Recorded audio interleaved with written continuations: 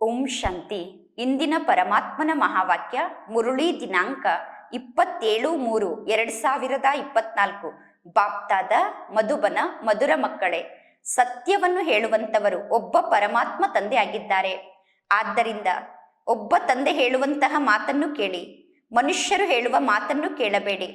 ಒಬ್ಬ ತಂದೆ ಹೇಳುವಂತಹ ಮಾತನ್ನು ಕೇಳುವಂತವರೇ ಜ್ಞಾನಿಗಳಾಗಿದ್ದಾರೆ.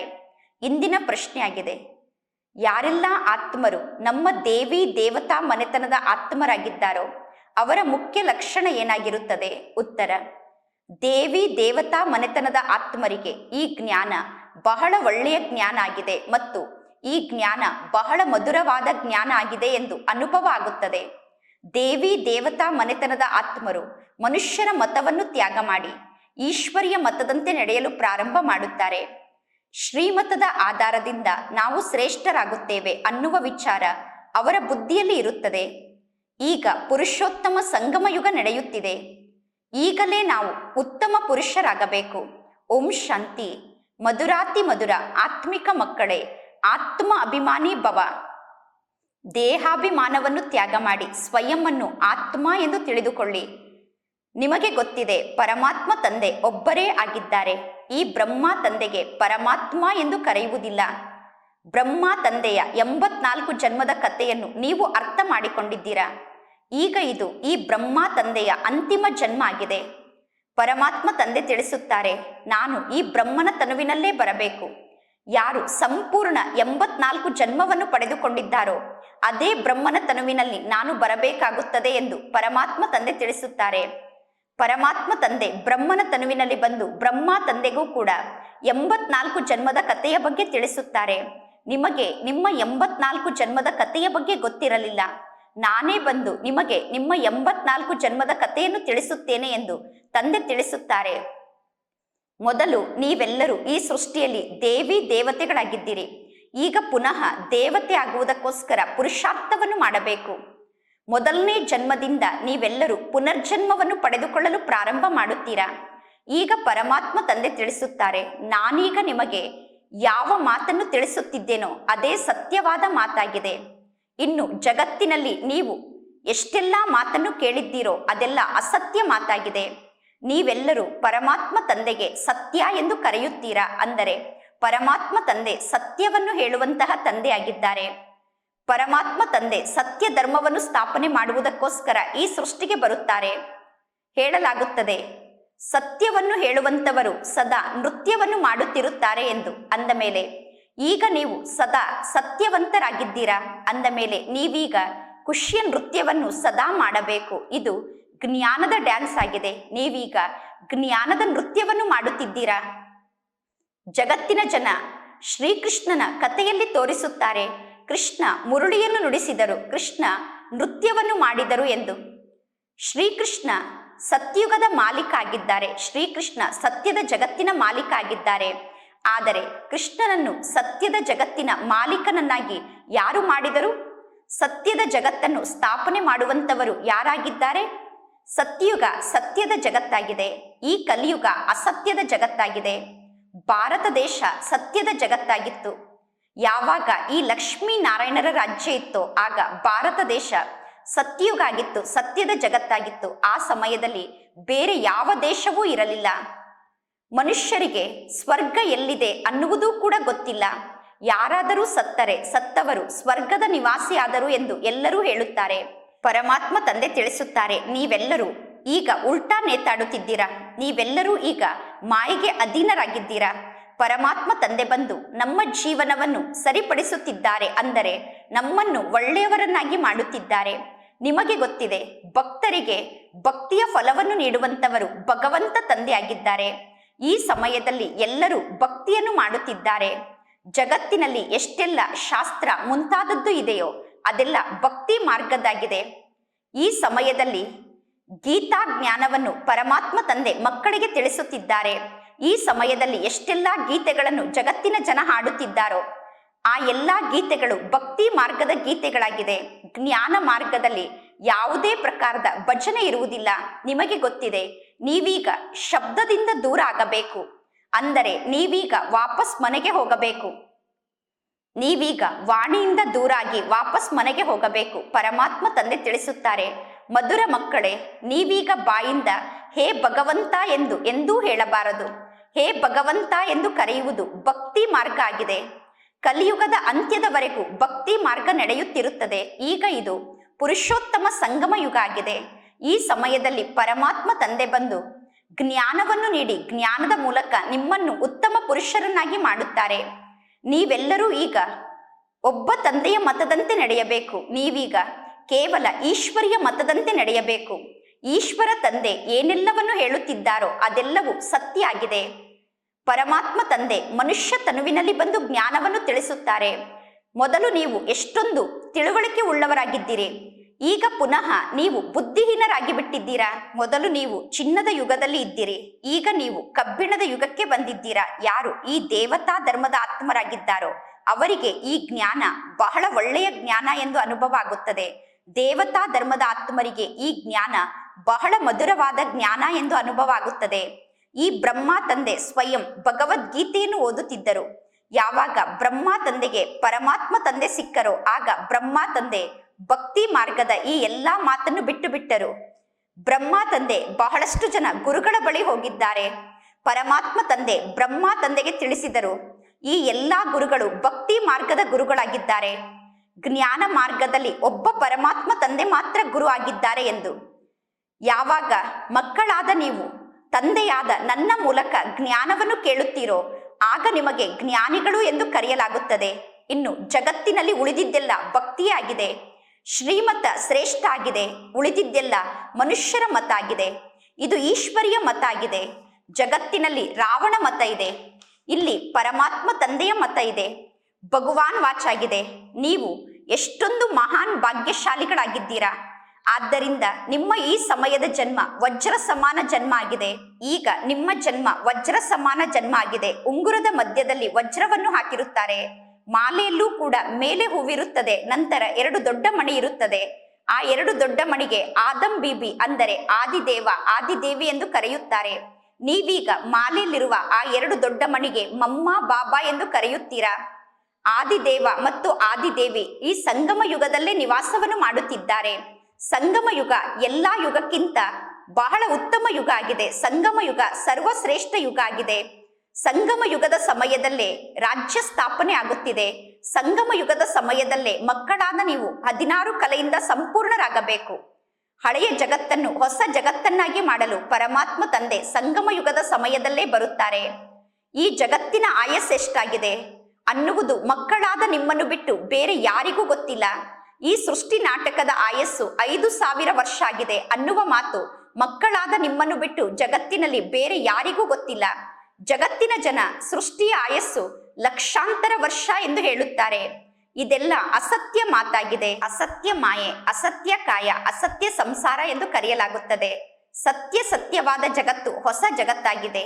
ಈ ಕಲಿಯುಗ ಅಸತ್ಯದ ಜಗತ್ತಾಗಿದೆ. ಅಸತ್ಯದ ಜಗತ್ತನ್ನು ಸತ್ಯದ ಜಗತ್ತನ್ನಾಗಿ ಮಾಡುವುದು ಒಬ್ಬ ಪರಮಾತ್ಮ ತಂದೆಯ ಕೆಲಸ ಆಗಿದೆ. ಪರಮಾತ್ಮ ತಂದೆ ತಿಳಿಸುತ್ತಾರೆ, ಭಕ್ತಿ ಮಾರ್ಗದಲ್ಲಿ ನೀವು ಏನೆಲ್ಲವನ್ನು ಓದಿದ್ದೀರೋ ಅದೆಲ್ಲವನ್ನೂ ಮರೆತು ಬಿಡಿ.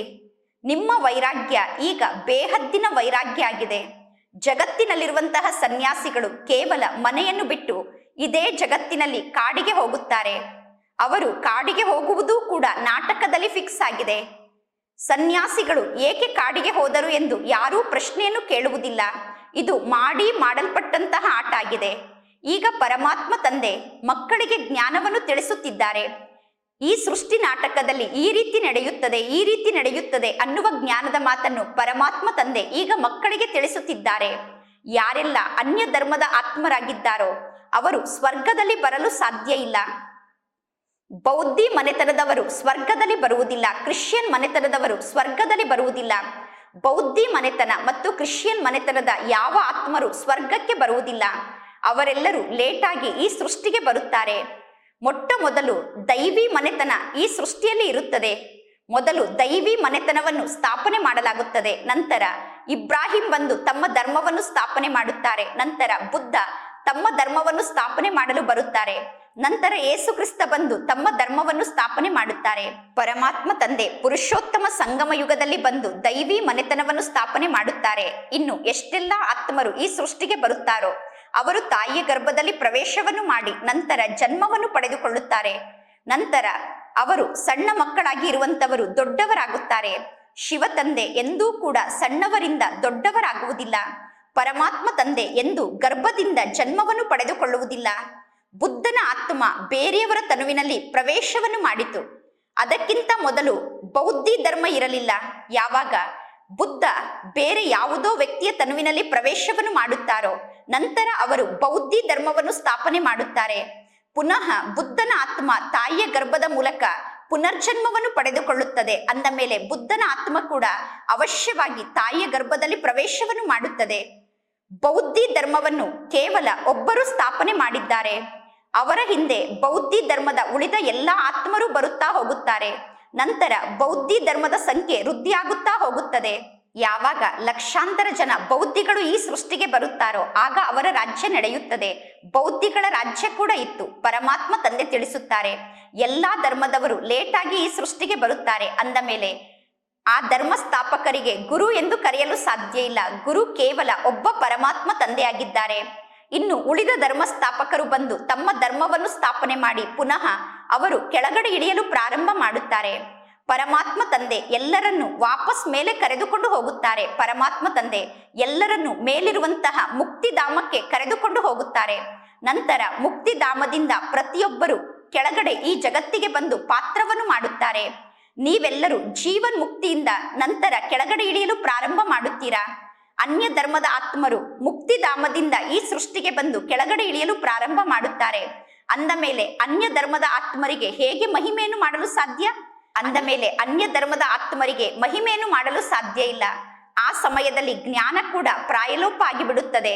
ಪರಮಾತ್ಮ ತಂದೆ ಗತಿ ಮತ್ತು ಸದ್ಗತಿಯನ್ನು ನೀಡುವುದಕ್ಕೋಸ್ಕರ ಈ ಜ್ಞಾನವನ್ನು ನೀಡುತ್ತಾರೆ.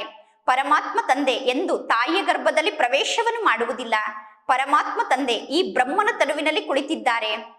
ಪರಮಾತ್ಮ ತಂದೆ ತಿಳಿಸುತ್ತಾರೆ, ಪರಮಾತ್ಮ ತಂದೆಗೆ ಬೇರೆ ಯಾವ ಹೆಸರೂ ಕೂಡ ಇಲ್ಲ. ಪ್ರತಿಯೊಬ್ಬರಿಗೂ ತಮ್ಮ ಶರೀರಕ್ಕೆ ಬೇರೆ ಬೇರೆ ಹೆಸರಿದೆ.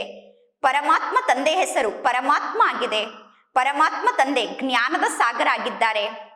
ಪರಮಾತ್ಮ ತಂದೆ ತಿಳಿಸುತ್ತಾರೆ, ಈ ಜ್ಞಾನ ಮೊದಲು ಆದಿ ಸನಾತನ ದೇವಿ ದೇವತಾ ಧರ್ಮದ ಆತ್ಮರಿಗೆ ಪ್ರಾಪ್ತಿಯಾಗುತ್ತದೆ. ಏಕೆಂದರೆ ದೇವತಾ ಧರ್ಮದ ಆತ್ಮರಿಗೆ ಭಕ್ತಿಯ ಫಲ ಅವಶ್ಯವಾಗಿ ಸಿಗಲೇಬೇಕು. ನೀವೆಲ್ಲರೂ ಆದಿಯಿಂದ ಭಕ್ತಿಯನ್ನು ಮಾಡುತ್ತಾ ಬಂದಿದ್ದೀರಾ. ನೀವೇ ಭಕ್ತಿ ಮಾರ್ಗದ ಆದಿಯ ಸಮಯದಿಂದ ಭಕ್ತಿಯನ್ನು ಮಾಡುತ್ತಾ ಬಂದಿದ್ದೀರಾ. ಅಂದ ಮೇಲೆ ನಿಮಗೆ ನಾನು ಭಕ್ತಿಯ ಫಲವನ್ನು ನೀಡುತ್ತೇನೆ ಎಂದು ಪರಮಾತ್ಮ ತಂದೆ ತಿಳಿಸುತ್ತಾರೆ. ಇನ್ನು ಅನ್ಯ ಧರ್ಮದಲ್ಲಿ ಇರುವಂತದ್ದು ಅಸತ್ಯ ಮಾತಾಗಿದೆ. ಅನ್ಯ ಧರ್ಮದವರು 84 ಜನ್ಮವನ್ನು ಪಡೆದುಕೊಳ್ಳುವುದಿಲ್ಲ.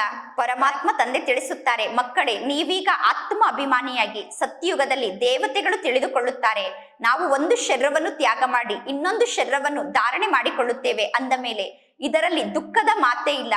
ಸತ್ಯಯುಗದಲ್ಲಿ ವಿಕಾರದ ಮಾತು ಇರುವುದಿಲ್ಲ. ರಾವಣ ರಾಜ್ಯದಲ್ಲಿ ವಿಕಾರ ಇರುತ್ತದೆ. ಸತ್ಯಯುಗ ನಿರ್ವಿಕಾರಿ ಜಗತ್ತಾಗಿದೆ.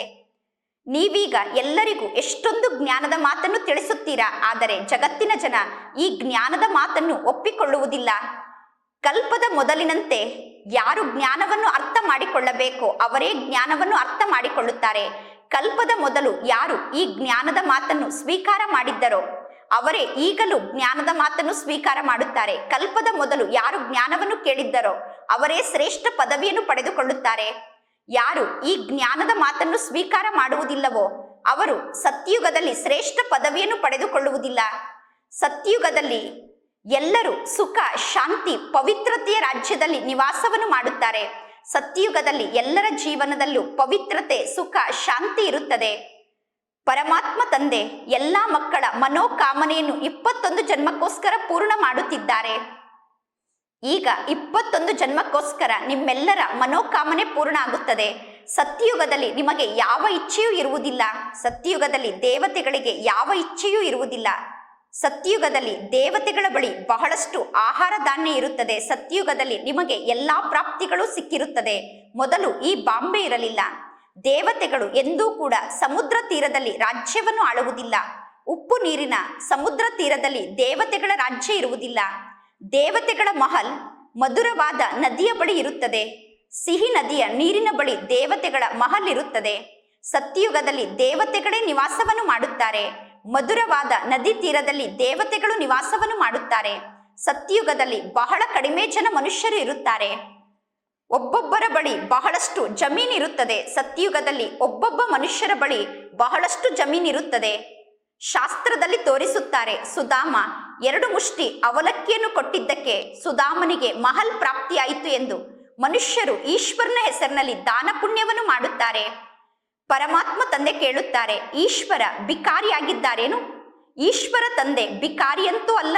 ಈಶ್ವರ ತಂದೆ ಸ್ವಯಂ ದಾತ ಆಗಿದ್ದಾರೆ. ಮನುಷ್ಯರು ಈಶ್ವರನ ಹೆಸರಿನಲ್ಲಿ ದಾನ ಪುಣ್ಯವನ್ನು ಮಾಡಲು ಈಶ್ವರ ಬಿಕಾರಿಯಂತೂ ಅಲ್ಲ. ಈಶ್ವರ ಸ್ವಯಂ ದಾತ ಆಗಿದ್ದಾರೆ. ನಿಮಗೆ ಗೊತ್ತಿದೆ, ಈಶ್ವರನ ಹೆಸರಿನಲ್ಲಿ ಯಾರೆಲ್ಲ ದಾನ ಪುಣ್ಯವನ್ನು ಮಾಡುತ್ತಾರೋ ಅವರಿಗೆ ಮುಂದಿನ ಜನ್ಮದಲ್ಲಿ ಈಶ್ವರ ತಂದೆಯ ಮೂಲಕ ಬಹಳಷ್ಟು ಪ್ರಾಪ್ತಿ ಸಿಗುತ್ತದೆ. ನೀವೀಗ ಪರಮಾತ್ಮ ತಂದೆಗೆ 2 ಮುಷ್ಟಿ ಅವಲಕ್ಕಿಯನ್ನು ಕೊಡುತ್ತೀರಾ. ಹೊಸ ಜಗತ್ತಿನಲ್ಲಿ ಪರಮಾತ್ಮ ತಂದೆಯ ಮೂಲಕ ನೀವು ಬಹಳಷ್ಟು ಪ್ರಾಪ್ತಿಯನ್ನು ಪಡೆದುಕೊಳ್ಳುತ್ತೀರಾ. ನೀವೀಗ ಹಣವನ್ನು ಖರ್ಚು ಮಾಡಿ ಸೆಂಟರ್ ಮುಂತಾದದನ್ನು ನಿರ್ಮಾಣ ಮಾಡುತ್ತೀರಾ. ಆ ಸೆಂಟರ್ನ ಮೂಲಕ ಎಲ್ಲರಿಗೂ ಜ್ಞಾನದ ಶಿಕ್ಷಣ ಸಿಗಬೇಕು ಎಂದು ನೀವು ಸೆಂಟರ್ ಅನ್ನು ನಿರ್ಮಾಣ ಮಾಡಲು ಹಣವನ್ನು ಖರ್ಚು ಮಾಡುತ್ತೀರಾ. ನೀವೀಗ ನಿಮ್ಮದೇ ಆದ ಧನ ಸಂಪತ್ತನ್ನು ಈಶ್ವರನ ಸೇವೆಗೋಸ್ಕರ ಖರ್ಚು ಮಾಡುತ್ತೀರಾ. ನಂತರ ನೀವೇ ರಾಜ್ಯ ಭಾಗ್ಯವನ್ನು ಪಡೆದುಕೊಳ್ಳುತ್ತೀರಾ. ಪರಮಾತ್ಮ ತಂದೆ ತಿಳಿಸುತ್ತಾರೆ, ನಾನೀಗ ಬಂದು ನಿಮಗೆ ನನ್ನ ಪರಿಚಯವನ್ನು ನೀಡುತ್ತಿದ್ದೇನೆ. ಪರಮಾತ್ಮ ತಂದೆಯ ಪರಿಚಯ ಜಗತ್ತಿನಲ್ಲಿ ಯಾರಿಗೂ ಗೊತ್ತಿಲ್ಲ. ಪರಮಾತ್ಮ ತಂದೆ ತಿಳಿಸುತ್ತಾರೆ, ನಾನು ಈ ಬ್ರಹ್ಮನ ತನುವಿನಲ್ಲಿ ಬರುತ್ತೇನೆ. ನಾನು ಯಾರ ತನುವಿನಲ್ಲಿ ಪ್ರವೇಶವನ್ನು ಮಾಡುತ್ತೇನೆ ಅನ್ನುವುದು ಜಗತ್ತಿನಲ್ಲಿ ಯಾರಿಗೂ ಗೊತ್ತಿಲ್ಲ ಎಂದು ಪರಮಾತ್ಮ ತಂದೆ ತಿಳಿಸುತ್ತಾರೆ. ಪರಮಾತ್ಮ ತಂದೆ ಬ್ರಹ್ಮನ ತನುವಿನಲ್ಲಿ ಪ್ರವೇಶವನ್ನು ಮಾಡುತ್ತಾರೆ. ಪರಮಾತ್ಮ ತಂದೆ ಒಮ್ಮೆ ಮಾತ್ರ ಈ ಸೃಷ್ಟಿಗೆ ಬರುತ್ತಾರೆ. ಯಾವಾಗ ಈ ಪತಿತ ಜಗತ್ತನ್ನು ಪರಿವರ್ತನೆ ಮಾಡುವ ಸಮಯ ಬರುತ್ತದೆಯೋ ಆಗ ಪರಮಾತ್ಮ ತಂದೆ ಈ ಸೃಷ್ಟಿಗೆ ಬರುತ್ತಾರೆ. ನಾನು ಪತಿತ ಪಾವನ ಆಗಿದ್ದೇನೆ ಎಂದು ಪರಮಾತ್ಮ ತಂದೆ ತಿಳಿಸುತ್ತಾರೆ. ಸಂಗಮ ಯುಗದ ಸಮಯದಲ್ಲಿ ಪರಮಾತ್ಮ ತಂದೆ ತಮ್ಮ ಪಾತ್ರವನ್ನು ಅಭಿನಯ ಮಾಡುತ್ತಾರೆ.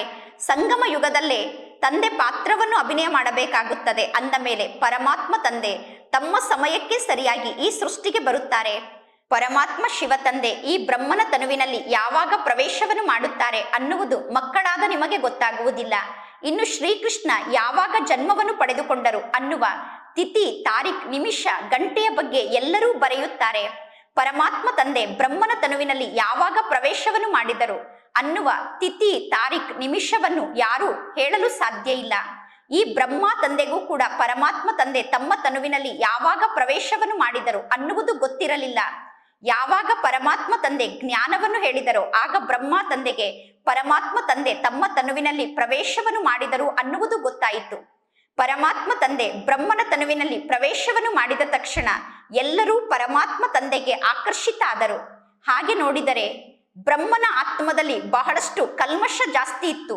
ಬ್ರಹ್ಮ ತಂದೆಯ ಆತ್ಮದಲ್ಲಿ ಪಾಪದ ಕಲ್ಮಶ ಬಹಳಷ್ಟು ಜಾಸ್ತಿ ಇತ್ತು. ಯಾವಾಗ ಪರಮಾತ್ಮ ತಂದೆ ಬ್ರಹ್ಮನ ತನುವಿನಲ್ಲಿ ಪ್ರವೇಶವನ್ನು ಮಾಡಿದರೋ ಆಗ ಅನೇಕರು ಪರಮಾತ್ಮ ತಂದೆಗೆ ಆಕರ್ಷಿತಾಗಿ ಪರಮಾತ್ಮ ತಂದೆಯ ಬಳಿ ಓಡೋಡಿ ಬಂದರು. ಪರಮಾತ್ಮ ತಂದೆಯ ಬಳಿ ಓಡೋಡಿ ಬರುವಾಗ ನೀವು ಯಾರನ್ನೂ ಕೇರ್ ಮಾಡಲಿಲ್ಲ. ಪರಮಾತ್ಮ ತಂದೆಗೆ ಆಕರ್ಷಿತಾಗಿ ನೀವು ತಂದೆಯ ಬಳಿ ಓಡೋಡಿ ಬರುವಾಗ ಯಾರ ಕಡೆಯೂ ನಿಮಗೆ ಗಮನ ಇರಲಿಲ್ಲ. ಪರಮಾತ್ಮ ತಂದೆ ತಿಳಿಸುತ್ತಾರೆ, ನಾನು ಸಂಪೂರ್ಣ ಪವಿತ್ರ ಆಗಿದ್ದೇನೆ. ಆತ್ಮರಾದ ನಿಮ್ಮಲ್ಲಿ ಕಲ್ಮಶ ಸೇರಿಕೊಂಡಿದೆ. ಆ ಕಲ್ಮಶ ಸಮಾಪ್ತಿಯಾಗುವುದು ಹೇಗೆ? ನಾಟಕದ ಅನುಸಾರ ಎಲ್ಲ ಆತ್ಮರಿಗೂ ತಮ್ಮದೇ ಆದ ಪಾತ್ರ ಸಿಕ್ಕಿದೆ. ಇದೆಲ್ಲ ಬಹಳಷ್ಟು ರಹಸ್ಯದ ಮಾತಾಗಿದೆ. ಆತ್ಮ ಬಹಳ ಸಣ್ಣ ಬಿಂದು ಆಗಿದೆ. ದಿವ್ಯ ದೃಷ್ಟಿಯ ಮೂಲಕ ಮಾತ್ರ ಆತ್ಮವನ್ನು ನೋಡಲು ಸಾಧ್ಯ. ದಿವ್ಯ ದೃಷ್ಟಿ ಇಲ್ಲದೆ ಆತ್ಮವನ್ನು ನೋಡಲು ಸಾಧ್ಯ ಇಲ್ಲ. ಪರಮಾತ್ಮ ತಂದೆ ಬಂದು ನಿಮಗೆ ಜ್ಞಾನದ 3ನೇ ನೇತ್ರವನ್ನು ನೀಡುತ್ತಾರೆ. ನಿಮಗೆ ಗೊತ್ತಿದೆ, ಆತ್ಮರಿಗೆ ಪರಮಾತ್ಮ ತಂದೆ ಶಿಕ್ಷಣವನ್ನು ಕಲಿಸುತ್ತಾರೆ. ಭಕ್ತಿ ಮಾರ್ಗದಲ್ಲಿ ಹಿಟ್ಟಿನಲ್ಲಿ ಎಷ್ಟು ಉಪ್ಪನ್ನು ಹಾಕುತ್ತಾರೋ ಅಷ್ಟು ಜ್ಞಾನ ಮಾತ್ರ ಇದೆ. ಹೇಗೆ ಭಗವಾನ್ ವಾಚ್ ಅನ್ನುವ ಶಬ್ದ ಇದೆ, ಭಗವಾನ್ ವಾಚ್ ಅನ್ನುವ ಶಬ್ದ ಸರಿಯಾದ ಶಬ್ದ ಆಗಿದೆ. ಪುನಃ ಶ್ರೀಕೃಷ್ಣ ಭಗವಾನ್ ವಾಚ್ ಎಂದು ಹೇಳಿದರೆ ಅದು ತಪ್ಪು ಶಬ್ದ ಆಗಿಬಿಡುತ್ತದೆ. ಮನ್ಮನಾಭವ ಅನ್ನುವ ಶಬ್ದ ಸರಿಯಾದ ಶಬ್ದ ಆಗಿದೆ. ಆದರೆ ಮನ್ಮನಾಭವ ಅನ್ನುವ ಶಬ್ದದ ಅರ್ಥವನ್ನು ಯಾರೂ ತಿಳಿದುಕೊಂಡಿಲ್ಲ. ಒಬ್ಬ ಪರಮಾತ್ಮ ತಂದೆಯನ್ನು ನಾವೀಗ ನೆನಪು ಮಾಡಬೇಕು. ಒಬ್ಬ ತಂದೆಯನ್ನು ನೆನಪು ಮಾಡಿ ಅನ್ನುವ ಶಬ್ದ ಸರಿಯಾದ ಶಬ್ದ ಆಗಿದೆ. ಪರಮಾತ್ಮ ತಂದೆ ತಿಳಿಸುತ್ತಾರೆ, ಇದು ಗೀತೆಯ ಯುಗ ಆಗಿದೆ. ಭಗವಂತ ತಂದೆ ಈ ಸಮಯದಲ್ಲಿ ಬ್ರಹ್ಮನ ರಥದಲ್ಲಿ ಬರುತ್ತಾರೆ. ಶಾಸ್ತ್ರದಲ್ಲಿ ಕುದುರೆಯ ಗಾಡಿಯನ್ನು ತೋರಿಸಿದ್ದಾರೆ. ಆ ಕುದುರೆಯ ಗಾಡಿಯಲ್ಲಿ ಶ್ರೀಕೃಷ್ಣ ಕುಳಿತಿದ್ದಾರೆ ಎಂದು ತೋರಿಸುತ್ತಾರೆ. ಆದರೆ ಪರಮಾತ್ಮ ತಂದೆ ಬ್ರಹ್ಮನ ರಥದಲ್ಲಿ ಬರುತ್ತಾರೆ. ಬ್ರಹ್ಮನ ರಥ ಎಲ್ಲಿ? ಕುದುರೆಯ ಗಾಡಿಯಲ್ಲಿ. ಈಗ ಪರಮಾತ್ಮ ತಂದೆಯ ರಥ ಆದಂತಹ ಬ್ರಹ್ಮನ ತನುಯಲ್ಲಿ ಶಾಸ್ತ್ರದಲ್ಲಿ ತೋರಿಸುವಂತಹ ಆ ಕುದುರೆ ಗಾಡಿಯಲ್ಲಿ ಮನುಷ್ಯರು ಯಾವ ಮಾತನ್ನೂ ಅರ್ಥ ಮಾಡಿಕೊಂಡಿಲ್ಲ. ಈ ಬ್ರಹ್ಮನ ಶರೀರ ಬೇಹದ್ದಿನ ತಂದೆಯ ಮನೆಯಾಗಿದೆ. ಪರಮಾತ್ಮ ತಂದೆ ಎಲ್ಲ ಆತ್ಮರಿಗೂ 21 ಜನ್ಮಕ್ಕೋಸ್ಕರ ಸಂಪತ್ತು, ಆರೋಗ್ಯ ಮತ್ತು ಖುಷಿಯನ್ನು ನೀಡುತ್ತಾರೆ. ಪರಮಾತ್ಮ ತಂದೆ ಮಕ್ಕಳಿಗೆ 21 ಜನ್ಮಕ್ಕೋಸ್ಕರ ಆರೋಗ್ಯ, ಸಂಪತ್ತು ಮತ್ತು ಖುಷಿಯನ್ನು ನೀಡುತ್ತಾರೆ. ಇದು ಅನಾದಿಯಿಂದ ಮಾಡಲ್ಪಟ್ಟಂತಹ ಅವಿನಾಶಿ ನಾಟಕ ಆಗಿದೆ. ಈ ನಾಟಕ ಯಾವಾಗಿನಿಂದ ಪ್ರಾರಂಭ ಆಯಿತು ಎಂದು ಯಾರೂ ಹೇಳಲು ಸಾಧ್ಯ ಇಲ್ಲ. ಈ ನಾಟಕ ಚಕ್ರ ಸದಾ ತಿರುಗುತ್ತಿರುತ್ತದೆ. ಈ ಸಂಗಮ ಯುಗದ ಬಗ್ಗೆ ನಿಮ್ಮನ್ನು ಬಿಟ್ಟು ಬೇರೆ ಯಾರಿಗೂ ಗೊತ್ತಿಲ್ಲ. ಪರಮಾತ್ಮ ತಂದೆ ತಿಳಿಸುತ್ತಾರೆ, ಇದು 5000 ವರ್ಷದ ನಾಟಕ ಆಗಿದೆ. ಅರ್ಧ ಸಮಯದವರೆಗೂ ಸೂರ್ಯವಂಶಿ ಮತ್ತು ಚಂದ್ರವಂಶಿ ಮನೆತನದವರು ಇರುತ್ತಾರೆ. ಅರ್ಧ ಸಮಯದ ನಂತರ, ಅಂದರೆ 2500 ವರ್ಷದ ನಂತರ ಅನ್ಯ ಧರ್ಮದವರು ಬರುತ್ತಾರೆ.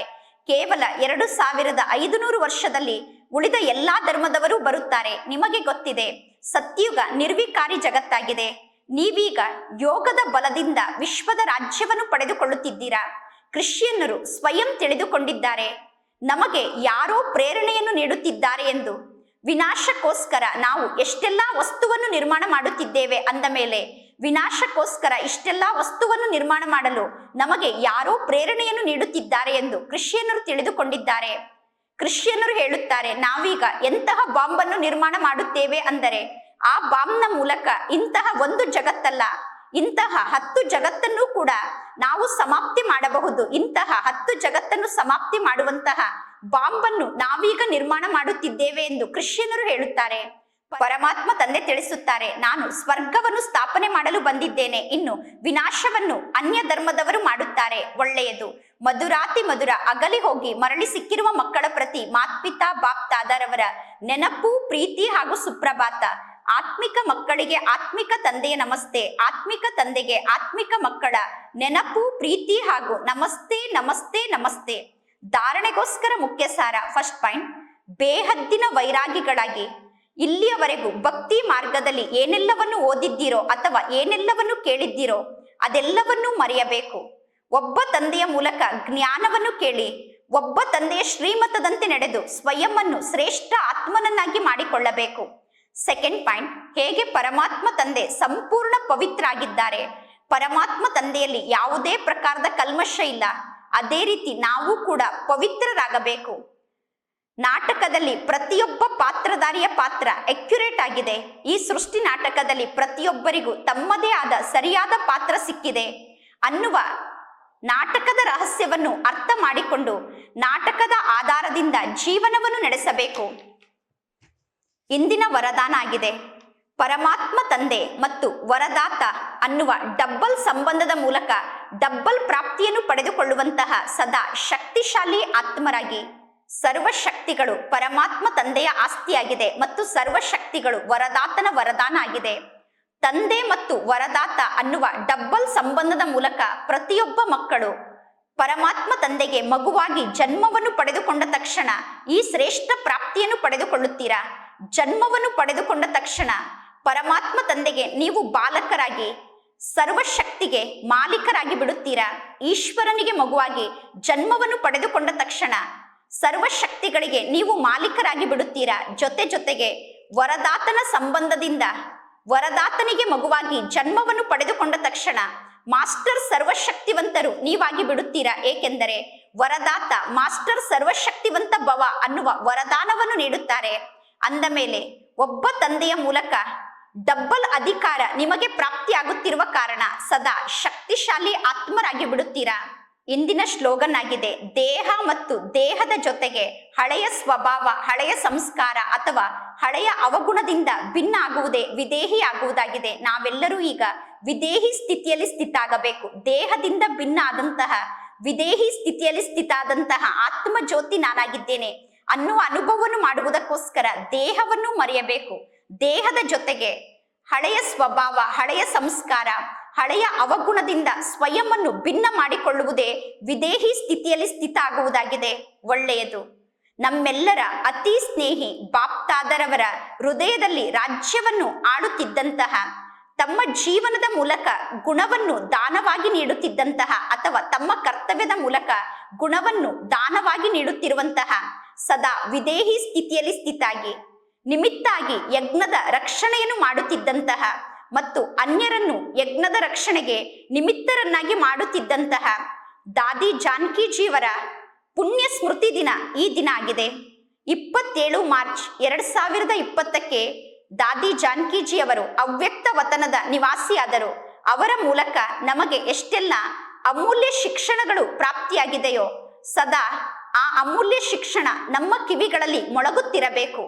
ದಾದೀಜಿಯವರ ಮೂಲಕ ನಮಗೆ ಸಿಕ್ಕಂತಹ ಅಮೂಲ್ಯ ಶಿಕ್ಷಣಗಳು ಯಾವುದು ಅಂದರೆ, ಫಸ್ಟ್ ಪಾಯಿಂಟ್, ನಮಗೆ ನಮ್ಮ ಮೂಲಕ ಆಶೀರ್ವಾದ ಪ್ರಾಪ್ತಿಯಾಗಬೇಕು ಎಂದು ನಾವು ಬಯಸಿದರೆ ನಮ್ಮ ಆಂತರ್ಯದಲ್ಲಿರುವ ಸೂಕ್ಷ್ಮ ಅಭಿಮಾನವನ್ನು ಗುರುತಿಸಿ ಬೇಗ ಆ ಸೂಕ್ಷ್ಮ ಅಭಿಮಾನವನ್ನು ನಾವು ಸಮಾಪ್ತಿ ಮಾಡಿಕೊಳ್ಳಬೇಕು. ಸೆಕೆಂಡ್ ಪಾಯಿಂಟ್, ನಮ್ಮ ಸಮಯ ಮತ್ತು ನಮ್ಮ ಸಂಕಲ್ಪ ಸ್ವಲ್ಪ ಕೂಡ ವ್ಯರ್ಥ ಆಗಬಾರದು. ಅದಕ್ಕೋಸ್ಕರ ನಮ್ಮ ಸ್ಥಿತಿಯನ್ನು ಸಂಪೂರ್ಣ ಅಚಲ ಮತ್ತು ಅಡೋಲವಾಗಿ ಇಟ್ಟುಕೊಳ್ಳಬೇಕು. ಮೂರನೇ ಪಾಯಿಂಟ್, ಈ ಜಗತ್ತಿನ ದುಃಖ ಮತ್ತು ನೋವನ್ನು ದೂರ ಮಾಡುವುದಕ್ಕೋಸ್ಕರ ನಾವು ಇನ್ನೋಸೆಂಟ್ ಆಗಬೇಕು, ಮುಗ್ಧರಾಗಬೇಕು ಮತ್ತು ಮಧುರರಾಗಬೇಕು. ಮಾತೆಯ ಸಮಾನ ಎಲ್ಲರಿಗೂ ಪಾಲನೆಯನ್ನು ನೀಡಬೇಕು. ನಾಲ್ಕನೇ ಪಾಯಿಂಟ್, ಜಾಸ್ತಿ ವಿಚಾರವನ್ನು ಮಾಡಿದರೆ, ಜಾಸ್ತಿ ಮಾತನ್ನು ಮಾತನಾಡಿದರೆ, ಜಾಸ್ತಿ ಚಿಂತೆಯನ್ನು ಮಾಡಿದರೆ ನಮ್ಮ ಶಕ್ತಿ ಜಾಸ್ತಿ ಖರ್ಚಾಗುತ್ತದೆ. ಆದ್ದರಿಂದ ಶಾಂತಿಯಲ್ಲಿ ಇರಿ, ಆಗ ಶಕ್ತಿ ಜಮಾ ಆಗುತ್ತದೆ. ನಾವೀಗ ಶಾಂತಿಯ ಸ್ಥಿತಿಯಲ್ಲಿ ಸ್ಥಿತಾಗಿ ಶಕ್ತಿಯನ್ನು ಜಮಾ ಮಾಡಿಕೊಳ್ಳಬೇಕು. ಜಾಸ್ತಿ ವಿಚಾರವನ್ನು ಮಾಡಬಾರದು, ಜಾಸ್ತಿ ಮಾತನ್ನು ಮಾತನಾಡಬಾರದು, ಜಾಸ್ತಿ ಚಿಂತೆಯನ್ನು ಮಾಡಬಾರದು. ನಾವೀಗ ಹೆಚ್ಚು ವಿಚಾರವನ್ನು ಮಾಡಿದರೆ, ಹೆಚ್ಚು ಮಾತನ್ನು ಮಾತನಾಡಿದರೆ, ಹೆಚ್ಚು ಚಿಂತೆಯನ್ನು ಮಾಡಿದರೆ ನಮ್ಮ ಬಳಿ ಇರುವಂತಹ ಶಕ್ತಿ ಜಾಸ್ತಿ ಖರ್ಚಾಗುತ್ತದೆ. ಆದ್ದರಿಂದ ಶಾಂತಿಯಲ್ಲಿ ಇದ್ದು ಶಕ್ತಿಯನ್ನು ಜಮಾ ಮಾಡಿಕೊಳ್ಳಬೇಕು. ಐದನೇ ಪಾಯಿಂಟ್, ಪರಚಿಂತನೆಯನ್ನು ಸಮಾಪ್ತಿ ಮಾಡಿಕೊಂಡು ಸ್ವಚಿಂತನೆಯಲ್ಲಿ ಸ್ಥಿತ ಆಗಬೇಕು ಮತ್ತು ಪ್ರಭು ಚಿಂತನೆಯನ್ನು ಮಾಡಬೇಕು. ದ್ವೇಷದ ಭಾವನೆ ಅಥವಾ ತಿರಸ್ಕಾರದ ಭಾವನೆಯನ್ನು ಸಮಾಪ್ತಿ ಮಾಡಿಕೊಂಡು ಸ್ವಚಿಂತನೆಯನ್ನು ಮಾಡಬೇಕು ಮತ್ತು ಪ್ರಭು ಚಿಂತನೆಯನ್ನು ಮಾಡಬೇಕು. ಆರನೇ ಪಾಯಿಂಟ್, ಸದಾ ಭಾಗ್ಯಶಾಲಿಗಳಾಗಿ ಇರಬೇಕು ಮತ್ತು ಸದಾ ಆನಂದದ ಅನುಭವದಲ್ಲಿ ಸ್ಥಿತ ಆಗಬೇಕು. ಅದಕ್ಕೋಸ್ಕರ ಪರಮಾತ್ಮ ತಂದೆಯ ಆಶೀರ್ವಾದವನ್ನು ಪ್ರಾಪ್ತಿ ಮಾಡಿಕೊಳ್ಳಬೇಕು. ಏಳನೇ ಪಾಯಿಂಟ್, ಅನ್ಯರ ತಪ್ಪನ್ನು ಬುದ್ಧಿಯಲ್ಲಿ ಧಾರಣೆ ಮಾಡಿಕೊಳ್ಳಬಾರದು. ನಮ್ಮ ಬುದ್ಧಿಯನ್ನು ಸ್ವಚ್ಛವಾಗಿ ಇಟ್ಟುಕೊಳ್ಳಬೇಕು. ಆಗ ನಾವು ಆನಂದದಿಂದ ಇರಲು ಸಾಧ್ಯ. ನಾವು ನೆಮ್ಮದಿಯಿಂದ ಇರಬೇಕು ಎಂದು ಬಯಸಿದರೆ ಅನ್ಯರ ತಪ್ಪನ್ನು ಬುದ್ಧಿಯಲ್ಲಿ ಧಾರಣೆ ಮಾಡಿಕೊಳ್ಳಬಾರದು. ನಮ್ಮ ಬುದ್ಧಿಯನ್ನು ಸದಾ ಸ್ವಚ್ಛವಾಗಿ ಇಟ್ಟುಕೊಳ್ಳಬೇಕು. ಎಂಟನೇ ಪಾಯಿಂಟ್, ತಪಸ್ಸನ್ನು ಮಾಡುವುದಕ್ಕೋಸ್ಕರ ತ್ಯಾಗಿಗಳಾಗಬೇಕು. ತಪಸ್ವಿಗಳಾಗುವುದಕ್ಕೋಸ್ಕರ ಮೊದಲು ತ್ಯಾಗಿಗಳಾಗಬೇಕು. ನಮ್ಮ ಮನಸ್ಸಿನಲ್ಲಿ ಸ್ವಲ್ಪ ಕೂಡ ಇಚ್ಛೆ ಇರಬಾರದು, ಸ್ವಲ್ಪ ಕೂಡ ಆಸಕ್ತಿ ಇರಬಾರದು. ಒಂಬತ್ತನೇ ಪಾಯಿಂಟ್, ನಮ್ಮ ಸ್ಥಿತಿಯನ್ನು ಶ್ರೇಷ್ಠವಾಗಿ ರೂಪಿಸಿಕೊಳ್ಳುವುದಕ್ಕೋಸ್ಕರ ತಂದೆಯ ನೆನಪಿನಲ್ಲಿ ಸ್ಥಿತ ಆಗುವಂತಹ ಗುಪ್ತ ಅಭ್ಯಾಸವನ್ನು ಮಾಡಬೇಕು. ಗುಪ್ತ ರೂಪದಲ್ಲಿ ಸದಾ ತಂದೆಯನ್ನು ನೆನಪು ಮಾಡುತ್ತಿರಬೇಕು. ಆಗ ನಾವು ಶ್ರೇಷ್ಠ ಸ್ಥಿತಿಯಲ್ಲಿ ಸ್ಥಿತ ಆಗಲು ಸಾಧ್ಯ. ಈಗ ನಮಗೆ ಸಾಧಾರಣ ಮಾತನ್ನು ಮಾತನಾಡುವ ಅಭ್ಯಾಸ ಇರಬಾರದು ಅಥವಾ ಸಾಧಾರಣ ಮಾತನ್ನು ಕೇಳುವಂತಹ ಅಭ್ಯಾಸ ಇರಬಾರದು. ಹತ್ತನೇ ಪಾಯಿಂಟ್, ನಮ್ಮ ಸತೋಗುಣಿ ದೃಷ್ಟಿ ಮತ್ತು ಸತೋಗುಣಿ ವೃತ್ತಿಯ ಮೂಲಕ ಪರಸ್ಪರ ಸತೋಗುಣಿ ವ್ಯವಹಾರದ ಮೂಲಕ ಸ್ವಯಂವನ್ನು ಸಂಪೂರ್ಣತೆಯ ಸಮೀಪಕ್ಕೆ ಕರೆದುಕೊಂಡು ಹೋಗಬೇಕು. ನಾವೀಗ ಸಂಪೂರ್ಣತೆಯ ಸಮೀಪಕ್ಕೆ ಹೋಗಿ ತಲುಪಬೇಕು. ಅದಕ್ಕೋಸ್ಕರ ಸತೋಗುಣಿ ದೃಷ್ಟಿ ಮತ್ತು ಸತೋಗುಣಿ ವೃತ್ತಿ ಉಳ್ಳವರಾಗಿ ಎಲ್ಲರ ಜೊತೆಗೂ ಸತೋಗುಣದ ವ್ಯವಹಾರವನ್ನು ಮಾಡಬೇಕು. 11ನೇ ಪಾಯಿಂಟ್, ಅಂತರ್ಮುಖತೆಯ ಸ್ಥಿತಿಯಲ್ಲಿ ಸ್ಥಿತಾಗಿ ಆಗ ಅಷ್ಟಶಕ್ತಿಗಳು ನಮ್ಮ ಸಖಿಯಾಗಿ ನಮ್ಮ ಜೊತೆಗೆ ಇರುತ್ತದೆ ಮತ್ತು ನಮಗೆ ಸಹಯೋಗಿ ಆಗುತ್ತದೆ. ಈಗ ಅಷ್ಟಶಕ್ತಿಗಳು ನಮಗೆ ಸ್ನೇಹಿತಾಗಿ ಸದಾ ನಮ್ಮ ಜೊತೆಗೆ ಇರಬೇಕು ಮತ್ತು ಅಷ್ಟಶಕ್ತಿಗಳು ಸದಾ ನಮಗೆ ಸಹಯೋಗಿಯಾಗಿ ಸಹಯೋಗವನ್ನು ಕೊಡಬೇಕು. ಅದಕ್ಕೋಸ್ಕರ ನಾವು ಅಂತರ್ಮುಖಿಗಳಾಗಬೇಕು. ನಾವು ಬಾಹರ್ಮುಖತೆಯಿಂದ ಮುಕ್ತಾಗಿ, ಶಬ್ದದಿಂದ ದೂರಾಗಿ, ಶಾಂತಿಯ ಸ್ಥಿತಿಯಲ್ಲಿ ಸ್ಥಿತಾಗಿ ಅಂತರ್ಮುಖಿಗಳಾದರೆ ಅಷ್ಟಶಕ್ತಿಗಳು ಕೂಡ ಸಖಿಯ ರೂಪದಲ್ಲಿ ಸದಾ ನಮ್ಮ ಜೊತೆಗೆ ಇರುತ್ತದೆ ಮತ್ತು ಅಷ್ಟಶಕ್ತಿಗಳು ನಮಗೆ ಸಹಯೋಗಿ ಆಗುತ್ತದೆ. ಒಳ್ಳೆಯದು. ಓಂ ಶಾಂತಿ.